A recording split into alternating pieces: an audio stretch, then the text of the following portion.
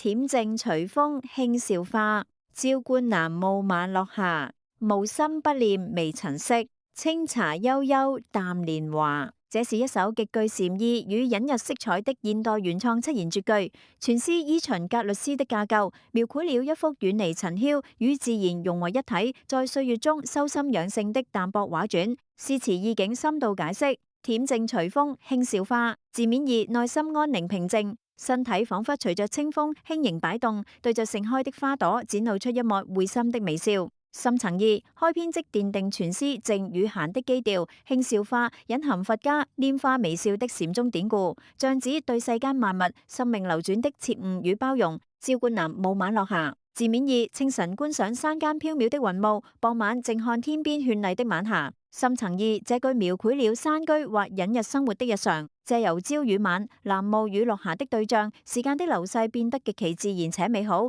展現出與大自然朝夕相伴的悠然自得。無心不念微塵色，字面意內心不起雜念，不為世俗瑣事所牽掛，甚至連佛悉心靈塵埃的刻意念頭都沒有。深層意，此句完美化用了禪宗六祖慧能大師的經典偈語：本來無一物，何處惹塵埃。他超越了神秀大師時時勤拂拭得漸秀境界，達到了無心不念、心靈本自清淨、不着痕跡的頓悟高遠境界。清茶悠悠淡年華，字面意捧一杯散發着悠悠清香的淡茶，一小口一小口地品味着漫長而平靜的歲月。深層意，結尾化動為靜，將宏大的年華濃縮在一杯清茶中，淡品嘗吃，自用得極妙，把抽象的時間具象化。日子不再是匆忙的奔波，而是可以細細咀嚼、悠然品味的悠長時光。總結，整首詩結構起承轉合自然，由主觀的內心恬靜轉入客觀的自然美景，再升華至無思無慮的禪理境界，